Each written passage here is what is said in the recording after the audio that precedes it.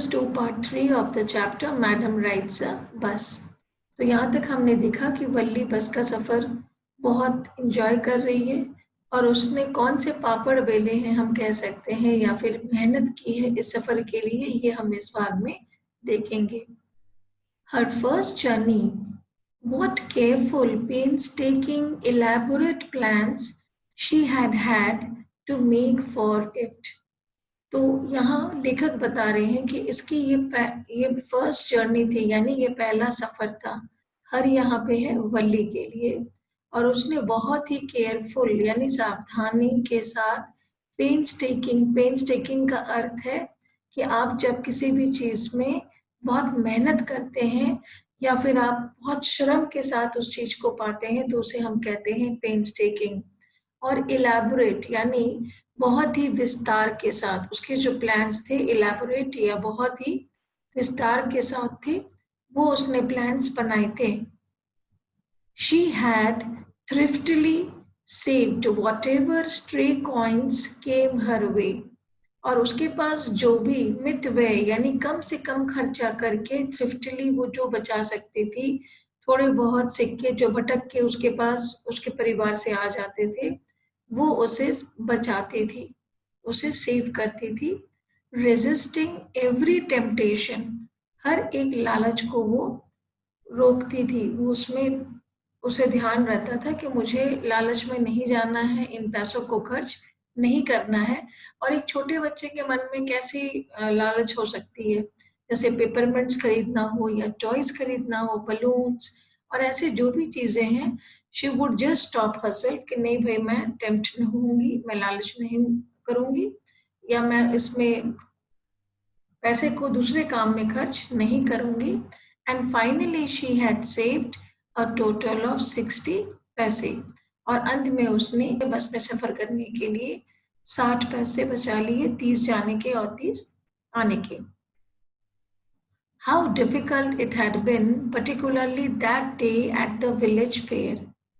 अब उसे याद आ रहा है कि कितनी मुश्किल हुई थी उसे जिस दिन गांव में मेला लगा था, फेयर लगा था। But she had resolutely stifled a strong desire to ride the merry-go-round even though she had the money। तो वल्ली एक बार गांव के मेले में गई थी और उसने बहुत ही दृढ़ता के साथ, बिल्कुल कड़ाई के साथ, रेजोल्यूटली उसने अपनी जो इच्छा थी ना उसको दबा दिया था, स्टिफल कर दिया था, मतलब गला घोट देना। तो उसने अपनी इच्छाओं का गला घोट दिया था। उसकी इच्छा हो रही थी कि वो झूले पर जाए, मेरी को राउंड या झूले पे। उसके पास पैसे भी थे लेकिन उसने वो इच्छा को दफना दिया क्योंकि उसे मालूम था कि अगर मैं इस पे पैसे खर्च कर दूंगी तो फिर मैं बस का सफर शायद न कर पाऊं। After she had enough money saved, her next problem was how to slip out of the house without her mother's knowledge। अब उसने पहली प्रॉब्लम तो सॉल्व कर ली, उसने पैसे बचा लिए जो सफर में जरूरत थे, 60 पैसे 60 पैसे। But now one problem was there कि वो घर से कैसे चुपचाप निकलेगी। स्लिप आउट यानी बिना किसी के नजर में पड़े, और वो भी बिना उसकी मम्मी की जानकारी के, without her mother's knowledge। But she managed this without too much difficulty। पर इस कार्य में भी उसे बहुत परेशानी नहीं हुई, उसने आराम से इसे मैनेज कर लिया। अब वो कैसे, उसने जरूर कुछ ध्यान रखा होगा कि उसकी माँ कब सोती है, या तो यहाँ देखिए इस लाइन्स में लिखा हुआ है, एवरी डे आफ्टर लंच, हर दिन वो दोपहर के भोजन के बाद, her mother would nap from 1 to 4 और सो, 1 से 4 के बीच में उसने ध्यान रखा था कि उसकी माँ सोती है। नैप यानी दोपहर की जो नींद होती है। And Valli always use these hours for her excursions, और वल्ली को जब भी घूमना होता था, ऐसे बस का सफर ना भी हो तो ऐसे समय को वो एक्सकर्शंस या भ्रमण के लिए वो रखती थी जब उसकी माँ सोती थी, यानी कि दोपहर के 1 से 4 बजे तक। As she stood looking from the doorway of the house, तो वो अभी भी अपने घर के दरवाजे के पास खड़ी है और वो गाड़ियों को आते जाते देख रही है।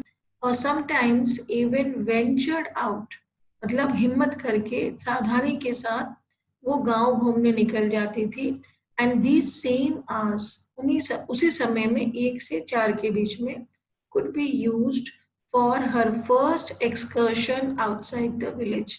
तो वल्ली ने प्लानिंग बना लिया कि यही समय सही है, उपयुक्त है, जब माँ सोई रहेगी, मैं 1 से 4 के बीच बस में का सफर करके मैं लौट आऊंगी बिना उनके जानकारी के। वापस हम आते हैं उस सीन में जहाँ बस पे सफर कर रही है। The bus rolled on, now cutting across a bare landscape। चारों ओर जो परिदृश्य था या जो दृश्य था वो बिल्कुल वीरान, बेर यानी कि जिसमें ज्यादा पेड़ पौधे ना हो और बिल्कुल खाली खाली सा लगता है। तो बेयर लैंडस्केप से गुजर रहा था और अब वो एक गांव से होकर जा रहा था। Now rushing through a tiny Hamlet, tiny यानी छोटा सा और हैमलेट यानी कि छोटा गांव, और past and odd way side shop. तो गांव से गुजरता हुआ गांव के बाहर यदि एक छोटी सी दुकान है रास्ते किनारे, और ऑड मीन्स बिल्कुल रास्ते से हटकर, कभी कभार जो लोग जाते आते होंगे वो वहां पे कुछ लेते होंगे, तो वैसी दुकानें भी गुजर रही थी, वो बस से सब देख रही थी। Sometimes the bus seemed on the point of gobbling up another vehicle that was coming towards them, or a pedestrian crossing the road। वल्ली के लिए ये बिल्कुल नया अनुभव था। उसे ऐसा लग रहा था कभी कभी कि बस दूसरी गाड़ी जो है, व्हीकल, उसे खा जाएगी। मतलब वो उसके नजदीक इतने आ जाती थी, गॉबल अप यानी खा जाना।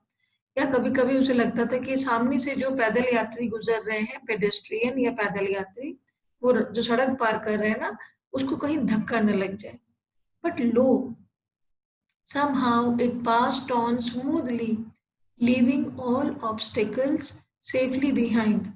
पर ऐसा नहीं हुआ, किसी भी तरह से वो आराम से वो बस चल रही थी और जितनी भी ऑब्स्टेकल्स या बाधाएं थी वो उन्हें पीछे छोड़ती जा रही थी।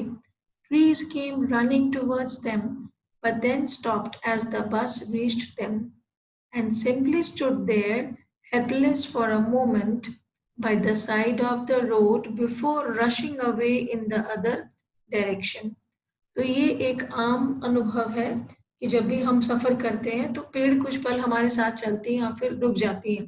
तो वो जो ट्रीज है उसे लग रहा था कि मानो वो उनकी तरफ दौड़ दौड़े आ रहे हैं, और फिर अचानक से वो रुक जाते हैं और सड़क किनारे वो देख रही है और फिर उनके उल्टी दिशा में भागने लगती है। यानी कि बस जब जब तक पेड़ के नजदीक आता है तो उसे ऐसा आभास होता है कि पेड़ बस के नजदीक आ रहा है, और फिर जैसे ही बस वहां से गुजर जाती है तो वो पेड़ उल्टी दिशा में जाते हुए दिखते हैं, डायरेक्शन यानी दिशा। Suddenly Valli clapped her hands with glee. अचानक से इस सफर के दौरान वल्ली उल्लास के साथ तालियां बजाने लगी। वह क्या था? A young cow, tail high in the air, was running very fast। एक छोटी सी गाय या गैया जिसकी पूंछ बिल्कुल हवा में ऊपर थी, किसी ने उसे परेशान किया होगा, वो दौड़ रही थी बिल्कुल तेजी से, right in the middle of the road, सड़क के बीचों बीच, right in front of the bus. और भागते भागते वो क्या हुआ, वो गाय बिल्कुल बस के सामने आ गई। The bus slowed to a crawl. बस में ब्रेक लगाते लगाते ड्राइवर ने उसको रोक दिया, crawl. And the driver sounded his horn loudly again and again. और वो जो बस का ड्राइवर था या चालक था वो बस के हॉर्न को जोर जोर से बजाने लगा। बट द मोर ही हॉन्क्ड, वो जितना हॉर्न मारता था उतनी घबराहट के मारे वो एनिमल यानी कि वो गाय तेजी से वो दौड़ने लगती। फास्टर इट गैलप्ड, और घूम फिरकर वो always right in front of the बस, बिल्कुल बस के सामने ही आ जा रही थी, क्योंकि घबराहट से वो समझ नहीं पा रही थी गैया कि मैं किधर जाऊं। Somehow this was very funny to वली। अब ये वली के लिए ना बहुत मजेदार था। She laughed and laughed until there were tears in her eyes। वो इतना हंसी ना कि उसके आंखों में बिल्कुल आंसू आ गए। Hey lady, haven't you laughed enough? Called the conductor। तो खलासी ने कहा, अरे मतलब लेडी, मोहतरमा जिसे हम कहते हैं, तुमने कुछ ज्यादा ही नहीं हंस लिया, कुछ ज्यादा ही, haven't you laughed enough? चलो कुछ बचा के रखो कल के लिए, better save some for tomorrow। At last the cow moved off the road। अंतिम में वो जो गाय थी वो सड़क से हट गई। And soon the bus came to a rail road crossing. अब बस ऐसे जगह पर आई जहां से रेलवे पटरी जो है वो वहां से गुजर रही थी बोल के वहां पे गेट था, क्रॉसिंग था। A speck of the train could be seen in the distance, growing bigger and bigger as it drew near. तो वो लोग रेलवे हॉल्ट पे रुके और वो जो ट्रेन बिल्कुल छोटी सी लग रही थी स्पेक की तरह, वो धीरे धीरे नजदीक आने लगी तो फिर वो बड़ी दिखने लगी। And then it rushed past the crossing gate, और वो रेलवे फाटक पार कर गई train with a tremendous roar and rattle. इतने जोर से, ट्रेन की स्पीड तो बहुत ज्यादा होती है, तो इतने जोर आवाज के साथ और एक ढक ढक ढक ढक आवाज जो ट्रेन की आती है, रैटल, उसमें बिल्कुल उसने बस को हिला दिया, shaking the bus. Then the bus went on, अब बस आगे बढ़ा। And passed the train station, अब वो गुजरा स्टेशन के सामने से।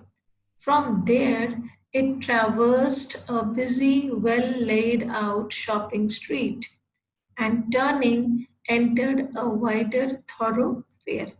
अब गांव से होते हुए धीरे धीरे धीरे धीरे वो बस शहर की ओर आ चुकी थी, और शहर में एक ऐसी जगह से गुजर रही थी जहाँ की पूरा बाजार लगा हुआ था, शॉपिंग स्ट्रीट था, और सामने में दिख रहे थे वल्ली को बिग ब्राइट लुकिंग शॉप्स, बड़े बड़े और बिल्कुल बत्तियों से सजे हुए दुकानें, what glittering displays of clothes and other merchandise, और इतनी चमक धमक थी, कपड़े बिल्कुल सजे हुए थे, लगे हुए थे वहां पे शोकेस में, और जितने भी व्यापार के वस्तु थे, मर्चेंडाइज यानी व्यापार या खरीद बिक्री के सामान, वो सजे हुए थे।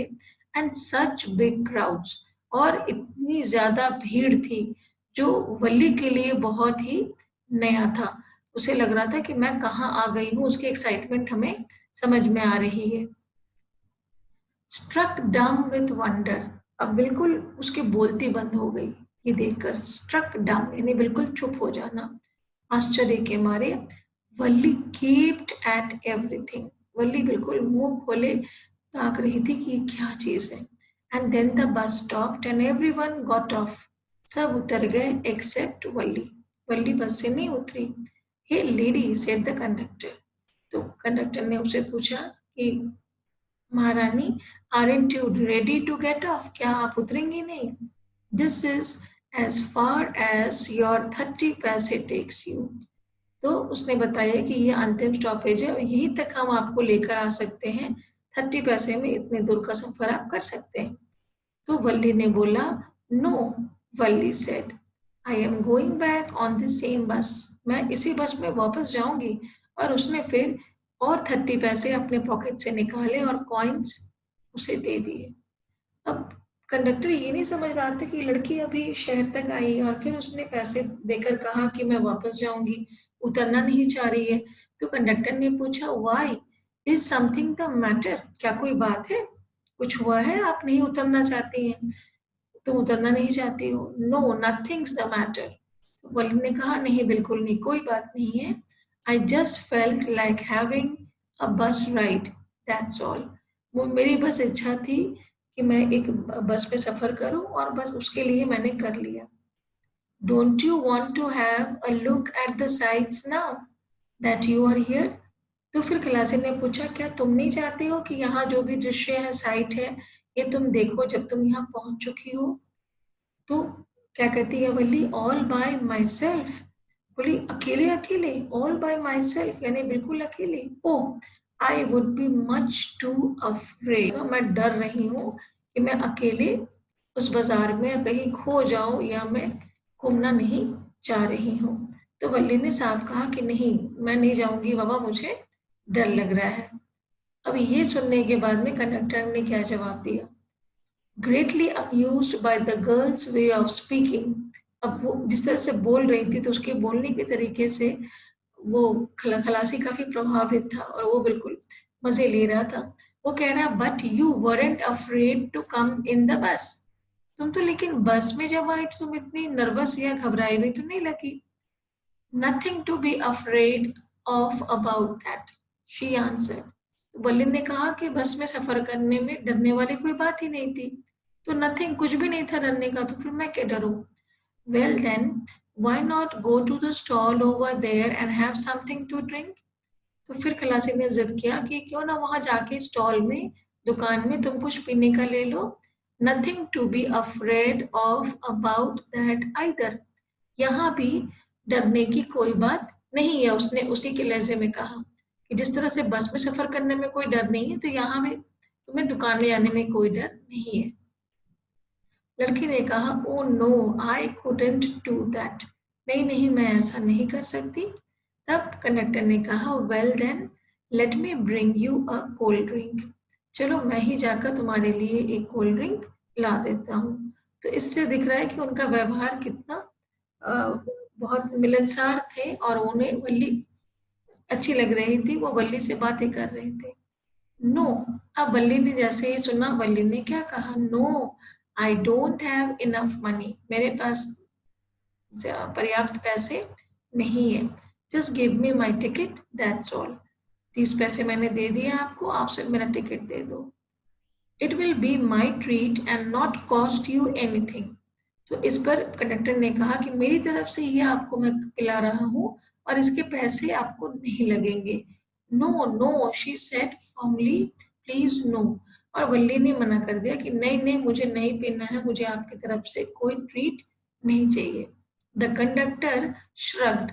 श्रग्ड यानी बच्चों, आप जब कंधे को उचकाते हो और उठाकर आप बात करते हो कि ठीक है, जो करना है करो। कंडक्टर ने श्रग किया एंड दे वेटेड, वो इंतजार किए until it was time for the bus to begin the return journey। और फिर वक्त हो चला था कि बस वापस सफर शुरू करे। and again there weren't many passengers। और इस बार भी बहुत ज्यादा पैसेंजर्स या यात्री बस में नहीं थे।